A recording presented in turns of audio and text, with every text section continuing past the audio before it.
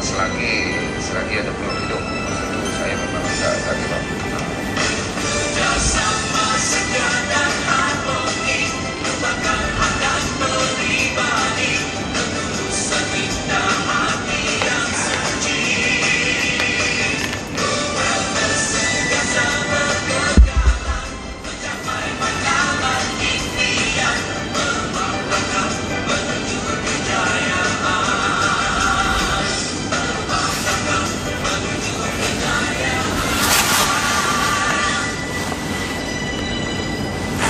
Assalamualaikum warahmatullahi wabarakatuh. Saudara saya sekalian, selamat kita bertemu pada pagi yang barokah ni, sebab hari ni ada sedikit benda baru yang saya nak cerita pada anda sekalian, iaitulah tentang pernafasan. Sebab lama sangat kita tak cerita tentang yang Tuhan bagi kat kita setiap saat ni. Saya selalu tanya, baik, kita mulakan dulu. Okey, bismillahirrahmanirrahim. Assalamualaikum warahmatullahi wabarakatuh lagi sekali, dan waalaikumsalam bagi mereka yang mengucapkan salam pada saya, dan kita sama-samalah memberi doa lagi sekali kepada mereka yang amat memerlukan untuk kesihatan yang walafiat satu keluarga. Baik, saya selalu menanyakan, kalau kita diminta bayar RM1 1 minit untuk kita bernafas, saya rasa kita dah berhutang dengan Allah SWT berapa million dah. Betul tak? Okey, saya rasa banyaklah kan. Itu kalau baru pernafasan. Kalau dia minta satu oksigen, satu lagi degupan jantung. Setiap satu degup dia Allah minta cuma 1 sen je. Saya ingat dah lagi bermilion-milion sen dah. Jadi tuan-tuan sekalian, kita harus bersyukur daripada sekarang sampai bila-bila pun. Kalau lupa, kita ingat memperingati. Baik, soalan seterusnya, siapa tahu, okey, saya kira anda yang ramai dah pandai ni, dah pernah baca ataupun pernah Google, tengok di Malaysia ni pembunuh utama, kalau dari sudut, kalau statistik kematian tu yang paling tinggi, apa penyebab dia? Cepat. Yang ni mungkin you dah dapat jawapan, sebab selalu orang dah sebut, iaitulah, cepat, apa dia? Jantung. So penyakit jantung ataupun cardiovascular disease ataupun pendek cerita heart attack lah, merupakan merupakan yang pertama sekali, top, okey, dalam dia punya carta. Carta kedua, cepat, nombor 2, siapa tahu apa dia? Nombor 2 tidak lain tidak bukan ialah pneumonia ataupun penyakit paru-paru. Jadi sesuai lah saya cerita penyakit paru-paru untuk hari ini, sebab dia berada di atas top 5. Penyakit jantung sampai 15% daripada kematian, statistik Kementerian Kesihatan ni. Lepas tu penyakit pneumonia atau penyakit paru-paru, terutama sekali perempuan, lebih masalah pneumonia ni, dia sampai 12% lebih. Lepas tu nombor 3 stroke ada sampai 8%. Tapi nombor 4 lucu juga. Masalah motor vehicle accident. Bukan penyakit, accident, nombor 4. Yang paling ramai di Malaysia. Barulah datang kanser dan lain-lainnya. Okey, so hari ni antara top 5 kita cerita topik kenapa orang senang kena sesak nafas, ada berbagai. Boleh saya cerita sekarang, ambil nota, dan tolong cek sama ada you ada, tak ada pun you kena tengok dan kenal pasti. Sebab kadang-kadang dia tak semestinya datang paru-paru. Baik, kalau paru-paru pun kita kena tahu daripada konsep upper respiratory tract. Sebab ramai orang kalau cakap paru-paru punya masalah respiratory ni, dia fikir tentang 2 bahagian paru yang besar ni saja. Tapi sebenarnya dari sudut respiratory, maksudnya pernafasan, dia bermula daripada mana? Hidung lagi. You pernah dengar tak budak-budak kecil yang datang kat klinik emergency, tak boleh nafas, rupanya jatuh coklat ataupun tersekat kadang-kadang kat bahagian hidung, kadang-kadang bahagian tekak, tersalah makan dan sebagainya, tersedak kan makanan, kadang-kadang susu jaga baik-baik. Baik, orang dewasa pun kan pernafasan boleh bermula daripada sinus lagi. So kalau you ada sinusitis atau masalah sesama, bersin, ada laryngitis, maksudnya sakit kerongkong kan, pharyngitis, semua tu daripada peti suara you tu sampai ke atas tu dipanggil upper respiratory tract infection ataupun bermasalah. Situ pun ada isu. Yang memang setengah orang kronik sampai beberapa kali kena pergi operation hidung dan sebagainya. Betul? Ini pun boleh menyebabkan sesak nafas. Tapi selalunya orang lebih fokus kepada lower respiratory tract, bawah ni, daripada leher ni ke bawah. Kan kita ada dua paru-paru, yang dua bahagian kiri kanan, lepas tu kita ada apa, bronchus, lepas tu bronchi, lepas tu alveoli, yang macam apa tu, biji anggur tu, kecil-kecil tu kan. Kalau berlaku sebarang kerosakan di sana, zaman sekarang pula kita cerita tentang COVID, dia suka masuk terus sampai ke bawah, sampai dah tak ada jalan lagi dah, orang kata jalan mati dah. Jadi alveoli itulah, anggur yang kecil-kecil itulah sebenarnya menjadi tempat dia ronggeng. Dia buat cerita sampaikan ada inflamasi, sampaikan ada mucus, ada yang kan orang kalau kita ada infection, pneumonia, bronchitis. Bronchi itu maksudnya tadi pembuluh kita punya paru-paru tu, dia itis tu maksudnya inflame, merah, berair, bengkak, semua dalam tu. Jadi bila berlaku semua ni, kenapa you sesak nafas? Sebab senang je fahaman you. Hari ni tak usah kita pening kepala, kita ambil apa dia, oksigen, kita keluarkan carbon dioxide. Senang faham? Okey. Jadi kalau apa-apa yang masuk tu semua clean air, cantik, okey, good. Kita masuk kat dalam tu tidak ada sebarang kerosakan, tidak ada inflamasi, tidak ada apa tu, cecair ataupun bahan bangkak ataupun benda-benda yang macam infection lah. Kadang-kadang sampai bernanah pun dalam tu kan.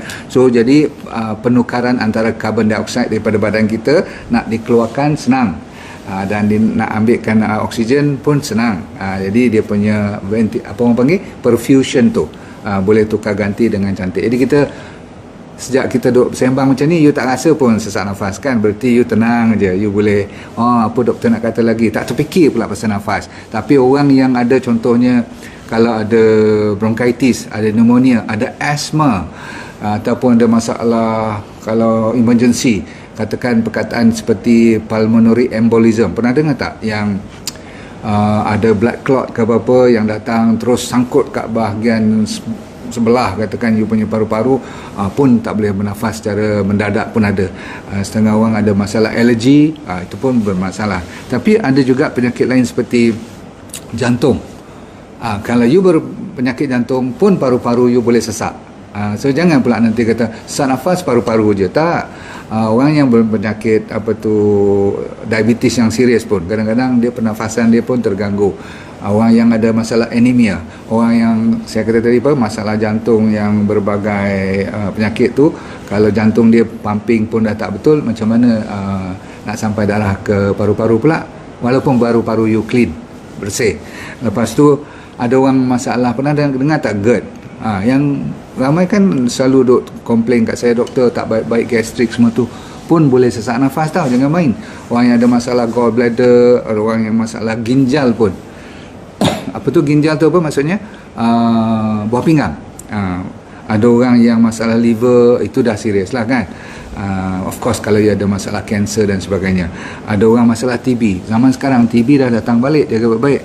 Saya tak maulah cerita yang menakutkan sebab kita punya COVID pun belum selesai, nak cerita pasal benda-benda lama pula. Tapi janganlah pula kita alpa kepada benda-benda yang sedia ada, sambilan kita diduga dengan benda-benda baru, virus kan yang terkini sampai ada varian semua tu. Jadi tuan-tuan sekalian, alhamdulillah kita dah faham. Satu lagi yang you tak akan boleh teka ialah masalah mental.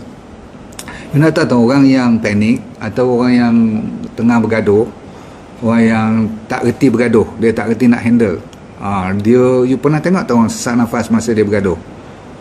Kadang-kadang sampai pingsan pun ada. Pernah berlaku, jangan-jangan ada yang tengah memerhati saya sekarang ni pernah pingsan disebabkan bergaduh. Masalah stres, orang anxiety, panic attack memanglah. Okey, jadi tuan-tuan sekalian, saya nak teruskan dengan cerita sikit lagi, iaitu apa sebenarnya penyebab utama penyakit ni semua berlaku. Of course kita selalu cerita tentang gaya hidup, tentang pemakanan tu sampai ada berbuih mulut kita cerita tentang masalah stres, masalah apa lagi, exercise dan sebagainya tu. Tapi hari ni rupa-rupanya ada sesuatu yang kita lupa nak cakap, iaitu last sekali, selain daripada penyakit yang saya sebut tadi yang menyebabkan you sesak nafas, okey, dan cara nak rawat tu mengikut penyebab lah kan. Tapi yang hari ni saya nak fokus ialah Satu lagi yang tambahan yang semua orang boleh faham, kalau saya cerita elok, you akan mengerti sampai you kata ya tak ya jugalah. Rupa-rupanya apa? You punya kualiti udara. Ini bukan melawak. Baik, kita habis yang udara kat luar dulu. Bila saya kata kualiti udara, semua orang memikirkan, kalau saya tak bagi tip, tak bagi petua, dia mesti fikir tentang pencemaran luar. Sebab kita yang boleh nampak lah kan, seperti cepat, seperti asap, seperti kenderaan. Daripada mana lagi datang pencemaran ni? Daripada kelang-kelang kan, daripada macam-macam lah. Dunia sekarang ada acid rain pun, hujan asid, sebab terlalu banyak bahan-bahan yang dikeluarkan oleh permodernan ni. Bahkan bangunan pun kadang-kadang ada dia punya aircon dan sebagainya, keluaran dia punya bahan-bahan seperti gas-gas yang dipanggil volatile organic compound. Volatile maksudnya dia boleh terbang, you tak nampak. Saya nak habiskan cerita berkenaan dengan 1/9 daripada kematian tentang air pollution ni di dunia. You bayangkan 1/9 orang mati disebabkan oleh air pollution. Hampir 80% daripada bandar-bandar besar ataupun bandar-bandar yang moden, 80% daripada di dalam bandar tu atau kawasan bandar tu, dia punya udara kualitinya out. Okey, ada AQI, dia panggil Air Quality Index. Ingat tak, kalau zaman jerebu, kalau datang daripada negara-negara jiran ke apa kan, kita punya AQI tu sampai beribu naik, sampai tak boleh nampak awan pun. Jadi 1/4 daripada penyakit jantung didapati disebabkan oleh pencemaran alam ataupun udara terutama sekali. 34% penyakit stroke ada kaitan dengan pencemaran udara juga. Dan ada satu lagi kajian, dunia ni 6 juta orang setiap tahun meninggal disebabkan oleh udara je. Ini di luar. Dan kalau di dalam indoor pula, maksudnya dalam rumah, dalam bilik, dalam sekolah, restoran ataupun office lah terutama sekali kan, telah berkali-kali ditulis berapa kali ganda pencemaran. Kalau tadi kat luar macam tu rupa, you dah naik ground, rupanya di dalam bilik kita yang kita tak nampak ni saya tengah duduk ni di dalam ruang yang tertutup, ada aircon, betul. Ruang ni agak besar, orang tak ramai, okey, fair, tapi nampak bersih. Cuaca sebab ada aircon rasa sejuk, no problem. Tapi sebenarnya antara 2 atau 3 kali ganda lebih teruk daripada luar kat sana. Kalaupun you nampak macam ada sedikit asap ke ni kat Shah Alam ni kan, contoh kalau ada kelang sebelah seksyen 21, kat sini sekurang-kurangnya clear, ada bukit-bukit semua tu, alhamdulillah boleh lagi nampak matahari naik semua. Tapi kalau kat dalam tempat saya tinggal ni, antara 2 hingga 50 kali ganda, lipat kali ganda pencemarannya kalau dibandingkan dengan luar. Bergantunglah sama ada you cuci ke hari-hari, ataupun you vacuum ke, atau you buat sesuatu atau mengurangkan masalah supaya tak keluar pencemaran alam. Baik, saya nak bagi tahu kepada anda sekalian, iaitu di tempat-tempat seperti office yang persekitarannya tidak pernah buka tingkap langsung. Pernah dengar office kita yang tak pernah buka tingkap? Saya rasa ramai ni, ataupun rumah sendiri tak buka tingkap. Sebab apa? Air ventilation tu diperlukan untuk kita hidup dengan aman, minimumnya antara 6 hingga 10 kali 1 jam. Putaran udara tu mesti lepas masuk keluar tu, sebab dia nak ganti udara baru dengan udara lama tu keluar, masuk udara baru. Jadi office tu berapa kali diganti udara baru atau udara fresh daripada luar? Setengah kajian mengatakan tak sampai sekali. Dia nak putar kat mana pun tak boleh. Aircon tu pun kalau you tengok dia punya duct dia tu, kalau you berani buka, you buka sekarang tengok. Kalau tak tebal setengah sentimeter dia punya apa orang panggil habuk-habuk, dan dia punya karbon saya tak tahu. Jadi tuan-tuan sekalian, tak heranlah kenapa orang lebih sakit kadang-kadang duduk dalam office ataupun duduk dalam tempat yang tertutup, ataupun dalam kelas, ataupun tempat-tempat seperti restoran, semua tu Masya Allah. Mall-mall yang besar-besar nampak cantik, tapi semua tu bertutup. Jadi ada satu particulate yang kecil yang kita takut sebenarnya, ialah dia panggil PM2.5. Ini saya nak bagi sains sedikit. Sains ni sejak saya baca-baca ni, saya pun lebih peka. Selain daripada kita nak belajar benda baru, kita kena make sure you faham particulate 2.5 berarti bahan yang halus kecil daripada 2.5 micrometer. Micrometer ni macam ni lah, rambut kita antara 50 hingga 70 micrometer saiz rambut kita, average lah. Jadi kalau you bayangkan semua yang bawah pada 2.5 tu, saya ulang, micrometer, berarti dia hampir 1/30 saiz rambut kita yang halus tak nampak langsung tu, dia dah boleh sampai ke hujung. Kalau PM, particulate meter 2.5, nak belajar sikit, dia boleh sampai ke paru-paru yang hujung, ke alveoli. Boleh tak, boleh faham? Jadi banyak tak PM 2.5 ni? Banyak lah. Sebab apa? Saya bagi contoh. Kalau dia boleh kita kenal pasti awal-awal, you boleh kurangkan sos dia, sumbernya. Alhamdulillah. Baik, sekarang saya nak cerita. Mula daripada dapur dulu. Kita cerita pasal rumah kita. Okay, katakan kita baru beli rumah, kita belum berjaya lagi dalam hidup kita, kita baru start rumah kecil, tak apa. Tapi yang penting, tempat you masak tu, dapur tu, stove tu, gas tu pun dah mula dah. Ada setengah orang masih lagi pakai, kalau sistem lama-lama tu sekarang tak pakai arang lah. Tapi kalau you nak masak yang special tu, katakan you pakai arang. Yang tu jaga baik-baik. Carbon dioxide tu, carbon monoxide semua tu yang keluar tu, jaga baik-baik. Okay? Kalau you tak jaga betul-betul, dia boleh naik sampai ke bilik you pun. Hati-hati. Lepas tu saya nak cerita tentang gas, tadi saya dah cerita. Tapi yang penting ialah habuk, ataupun bila kita datang mandi pula, tempat mandi lain pada yang kita risau sangat-sangat ialah dia panggil mold. Mold tu apa dia panggil? Kulat. Kulat atau mold ni adalah antara punca penyakit yang paling kita risau sekali. Okey, you kena hati-hati. Sebab apa? Kalau tak jaga betul-betul, dia akan meningkatkan masalah kanser pun nanti. Sebab mold adalah terkenal dengan masalah inflamasi kepada paru-paru kita. Dia boleh masuk ke dalam.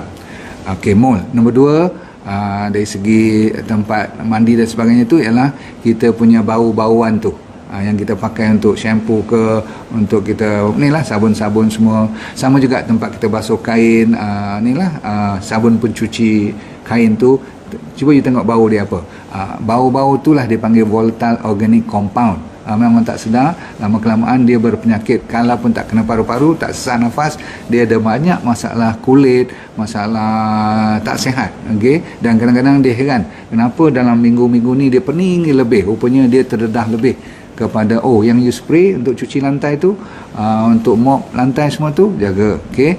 Lepas tu kapet you penuh dengan hama, tak apa juga, habuk tak apa juga, kucing punya bulu pun tak apa juga, sebab masih lagi besar. Tapi saya lebih risau yang tak nampak tu. Kalau tak percaya kata saya, cuba you ambil kapet yang dah lama, lebih daripada 2-3 tahun. Perasan tak? Panas, lepas tu kadang lembab, panas, lembab, kadang-kadang kaki you yang basah dan sebagainya. So, kadang-kadang you pijak tu, itu boleh menyebabkan tambah lagi apa yang dipanggil mold. Mold adalah musuh utama. Seterusnya, budak-budak kecil, cucu you, anak-anak you tu, dia punya structure paru-paru tu masih lagi membesar. Jadi kalau diganggu dengan bahan-bahan toksik ni, dia akan terbantut ketumbesarannya, maka budak-budak ni pun tak akan sihat, ya. Dan selalunya dia orang, kalau siapa-siapa pun termasuk orang dewasa yang dah tua lagi, kena jaga-jaga. Sebab apa? Dia punya masalah nanti dia orang akan develop ataupun akan muncul masalah air hunger. Dia akan jadi lapar kepada udara. Kenapa? Sebab paru-parunya dah jadi, mungkin dah menguncup, dah jadi fibrosis, dah susah nak buka tutup, maka dia jadi pernafasannya cetek. Boleh faham? Okey. Baik, kalau macam tu, kamera saya boleh nampak tak? Sebab dia berkelip-kelip ni. Ada masalah tak? You all? Okey, nampak okey? Tak ada berkelip-kelip dalam saya ni berkelip-kelip sikit. So, perfume pun sama. Siapa tanya saya tu? Yes. Berhati-hati apa yang you spray rambut, spray kat ketiak ke mana-mana kau jaga baik-baik. Okay? So, habuk you dah tahu lah kan. Siapa yang isap rokok, tolonglah, kalau you nak jaga family you, kalau you tak sayang diri you tak apa, tapi jagalah diri family you, sebab smoking is one of the main cause, masalah utama sebenarnya. So visual okey, suara okey, alhamdulillah. Right. Saya dah kata tadi ventilation pula. Masalah kita kalau kita duduk tempat yang macam kondo ke ataupun tempat-tempat yang tertutup, kalau boleh lain kali nak cari rumah, kalau you nak pindah rumah baru, pastikan ada tempat yang boleh you buka tingkap ataupun boleh udara keluar masuk. Itu wajib ya. Kalau lain kali lah, kalau sekarang takkanlah nak tukar rumah terus kan. Saya cuma mencadangkan. Dan siapa yang suka tanam pokok, ada setengah-setengah pokok yang bagus dalam rumah yang boleh jadi macam penapis udara kita yang natural. Baik, kita dah habis. Ada satu lagi bahan-bahan yang kita tak nampak pula.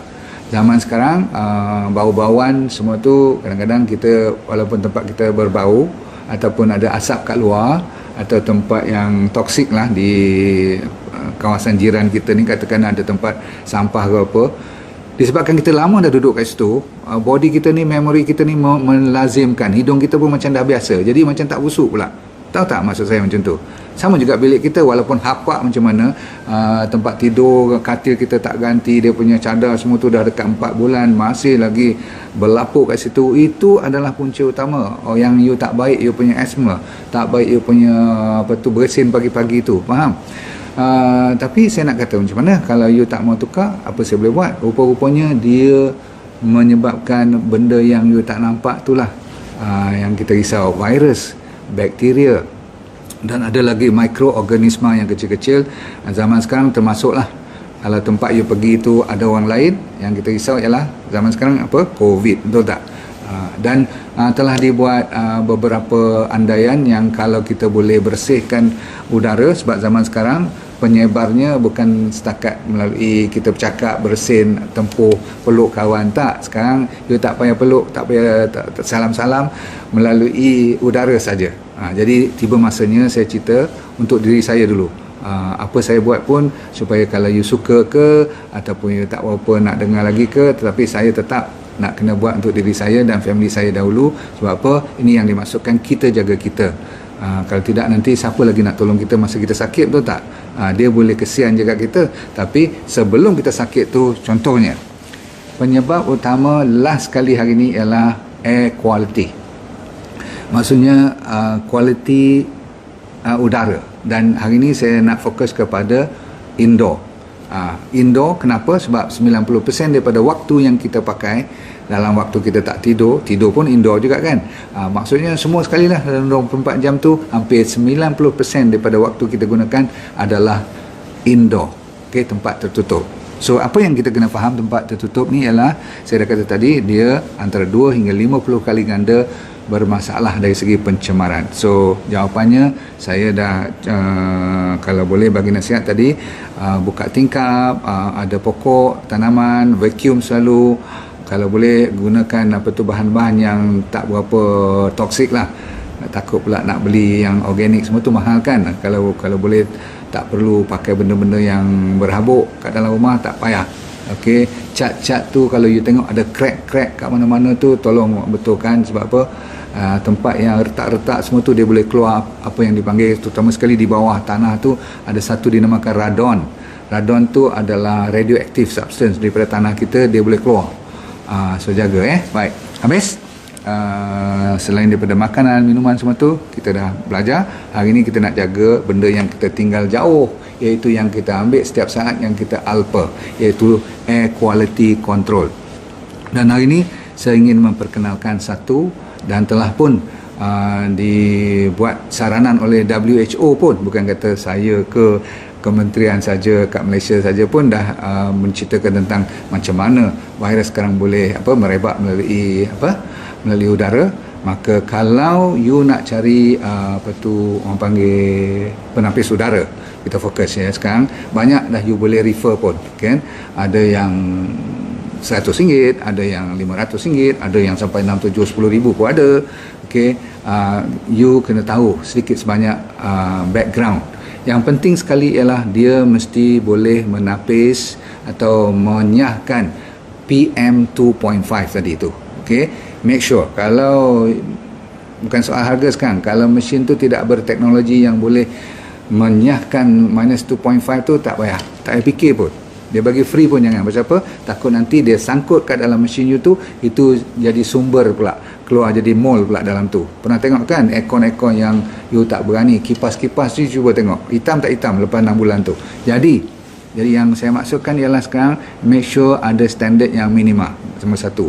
Nombor dua, kita tak mau fokus kepada teknologi, tetapi dia mau tak mau udara yang masuk tu bila dia keluar, dia mestilah at least 99.9% habiskan cerita bakteria, habiskan cerita virus-virus yang biasa-biasa, habiskan cerita mol kan, supaya takat-takat bulu, takat-takat hama, takat-takat bahan-bahan yang bau-bauan tu dia mesti nyahkan dulu. Kalau itu tak boleh, you tak payah tengok pun mesin-mesin macam tu. Okey, nombor 3. Zaman sekarang ni ialah zaman yang lebih canggih, virus pun lebih canggih. Nampak tu? Okey, dia sebenarnya lebih halus daripada 2.5 PM tu. Dia lebih halus. Jadi nak buat macam mana? So kita kena cari teknologi yang boleh tangkap juga benda tu. Sampai kalaupun tak 100%, dia mesti kena tangkap at least 99 point something%. Yalah, ni buatan manusia, tak sama dengan Allah punya. Kan Allah selalu bagi hujan terus, hilangkan semua masalah. Masa 1 jam dia turun hujan tu, itu cara Tuhan mencuci awan-awan kita ni, okay, asap-asap semua tu. Tapi kita kenalah minimumnya. Saya kata apa tadi, ada cara lain lagi. So teknologi yang advance sekarang ni bukan takat pakai HEPA saja. HEPA, pernah dengar kan? HEPA teknologi tu wajib. Setiap penapis kalau tak ada HEPA jangan beli pun. Itu orang panggil minimum. HEPA ni maksudnya apa?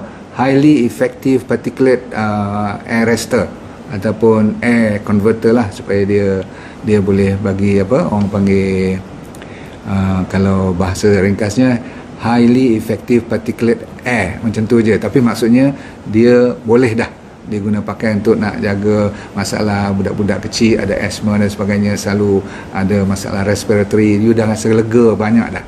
Tapi zaman sekarang saya kata disebabkan masalah-masalah virus ni pandai-pandai sangat, dia ada kena teknologi.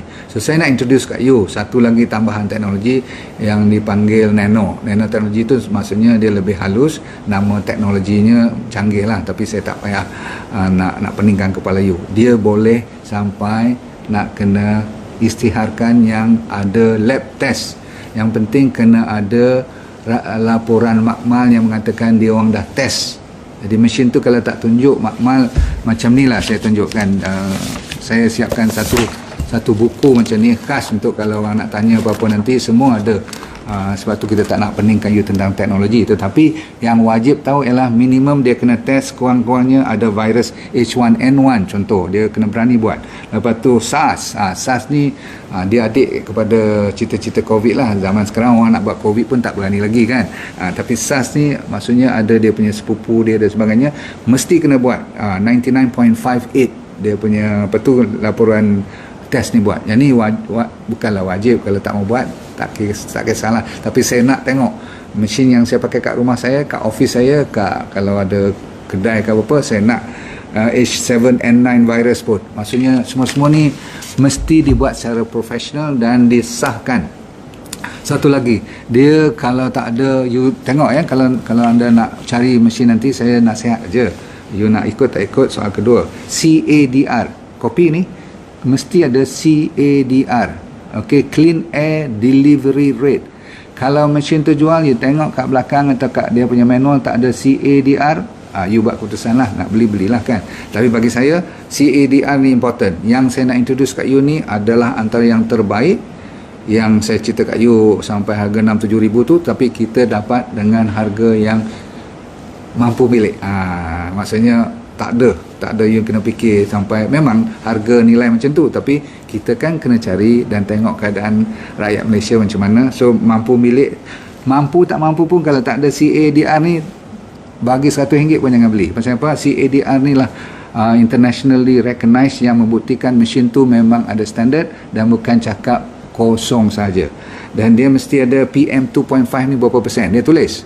Okey, macam ni yang saya introduce ni 99%. Dia semua dah kena chop. Formaldehyde yang keluar asap bau semua tu, yang salah satu yang toksik tu namanya formaldehyde, mesti lebih pada 90% dia punya nyah tu. Dan ada lagi lah yang lain tu tak perlu you faham. yang you kena copy ialah CADR, mestilah diiktiraf berapa cubic meter dia boleh deliver dalam kawasan yang tertutup tu. Kalau tak ada, berarti dia melawak aja. Nombor 2, dia mesti ada test virus yang dia kata boleh. Virus tu bakteria semua besar sikit, tak apa, yang tu harus senang aja, tak jadi hal. Ni test-test macam tu boleh diselesaikan. Tapi yang susah sekali ialah virus. Okey, bau-bauan semua tu pun masih boleh lagi di-clearkan. Jadi tuan-tuan sekalian, tiba masanya saya isytiharkan nama-nama orang yang hari tu saya bagi sikit giveaway kan. Mereka akan dapat, saya tunjukkan apa yang saya simpan dah lama ni. Ni tak berapa banyak tinggal kat dalam stok saya. Ada 2 buku yang zaman jahiliah saya dulu ni. Terbalik ni, tak boleh baca. Ni The Art of Total Wellness, buku saya sebelum saya kena kanser. Misai masih lagi hitam lagi, rambut lagi hitam. Okey, orang ni akan dapat buku tu. Dan satu lagi, masa saya sakit atas katil hospital, saya tulis buku Well for Life. Ini selepas saya kena kanser. Dalam buku ni lah banyak pelajaran Well for Life, D&D diet, dan anda akan saya bagi sagu hati D&D label ni, boleh letak kat mana-mana you pergi pun, insyaAllah. Nak membuktikan saya serius untuk membesarkan program D&D ni, supaya sebelum saya hembus nafas terakhir, minimumnya saya nak cari 10 juta rakyat, termasuk bukan di Malaysia saja, mungkin di Indonesia tak lama saya akan masuk, Brunei, Singapura, satu Asia dulu, supaya mereka dapat pegang ilmu D&D dan boleh membetulkan keadaan sendiri secara alami dahulu. Baik, kita sekarang tiba masanya bagi kepada 5 orang yang telah dipilih menang hadiah buku 2 dan satu batch tu. Namanya seorang pertama yang beruntung, Roskiah Haji Badri. Yes, ni Roskiah ada situ, kalau ada tulis kat situ saya. Okey, Putih Rasidah. Putih Rasidah pun dapat. Orang nombor 2, orang lelaki tak ada ke? Alamak, perempuannya semua. Surya Hanafiah. Okey, Cik Not. Cik Not ni selalu saya sebut pagi-pagi. Jangan-jangan pakat aku dengan Dr. Nordin ni. Tak ada, saya baru dapat nama ni sekarang aja. Nur Azizi. Ni lelaki kot, Nur Azizi tak? Mungkin lah kan. So saya repeat, Roskiah Haji Badri, Putih Rasidah, Surya Hanafiah, Cik Not dan Nur Azizi. Kita akan hubungi anda nanti. Anda tunggu kat pintu rumah, insyaAllah. Buku ni tak semua orang dapat. Kalau nak suruh beli, takkan dia orang beli. Maka dengan ini saya ingin mengintroducekan kepada anda. Sabar, kita akan sampai. Cuba kita betulkan frame tu, turun ke bawah sikit. Ni dia, adik saya yang saya simpan dah dekat 6 bulan, buat eksperimen. InsyaAllah sekarang tiba masanya. Saya nak ucapkan dengan lafaz Bismillahirrahmanirrahim. Kita sabar, cara kita lancar, simple je, tak payah kita complicated, dan anda pun santai dengan saya. Okay, ready? Ini lukisan saya. Belakang pun lukisan juga tu, mas, yang saja nak cerita lah. Yang belakang ni dibuat masa saya kena kanser dulu, yang hijau belakang ni. Okay, kot-kot lah you nak enjoy sama saya kan. Saya ni gila sikit dengan painting. Baik, yang ni adalah design yang saya khaskan untuk anda. Belakang ni adalah baby kita namanya, dengan lafaz Bismillahirrahmanirrahim. Tangan tu tangan ketiga saya. Okey. Okey, tarik. Bismillahirrahmanirrahim. Saya memperkenalkan RX Pure. Okey. Itu dia. Saya dah tekan melalui remote. Dia simple saja. Tidak ada yang complicated, tidak ada lampu bling-bling dan sebagainya. Kita tak mau benda-benda tambah tolak, sebab itu electrical. Dan apa saja yang ada elektromagnetik, you nampak ni simple je. Putih, dia ada bila you tekan on, lepas tu ada dia punya fan dia, dan ada dia punya timer. Habis. Of course, yang teknologi itu canggihnya dia double HEPA, bukan sekali HEPA di depan, dia punya filter, dan belakang double. Dan dia masuk melalui kiri dan kanan, dia punya udara yang polluted ataupun tercemar, dan akan keluar kat sini, kat atas. Faham? You boleh buat yang tinggi, dia punya, kalau you rasa apak you balik daripada kampung ke, tinggikan sikit dia punya fan, bubuh timer. Nak buat auto pun boleh, dia boleh on all the time. So jangan risau, nanti saya punya admin ataupun saya punya dropshipper akan bantu you. Apa dia? Ada bonus? Oh, admin saya kata jangan lupa bagi tahu ada promo. Memanglah, selalunya bila bukan saja promo, tak cukup pun. Saya cuma ada 100 set, saya dah ambil dua untuk rumah, 2 untuk office, so tinggal 96 set. Yang ni bukan nak buat cerita, memang betul saya tak berani ambil banyak-banyak sebab kita nak tengok apa tu respon daripada anda dahulu. Tapi saya dengar-dengar akan habis dalam sikit waktu aja lagi. So tolong booking, tengok cara pembayarannya. Memang kita dah buat supaya anda boleh pakai dan gunakan untuk kesihatan udara yang fresh dalam bilik anda. You tak akan rasa menyesal. Sebab apa? Benda ni kita pakai setiap saat. Itu dia. Assalamualaikum warahmatullahi wabarakatuh. Saya doakan semoga anda sentiasa hidupnya bahagia di dunia dan akhirat kita syurga. Boleh? So, let go and feel good. Tolong jangan lupa call admin dan dropshipper. Kita boleh bantu anda. Bye. Terima kasih.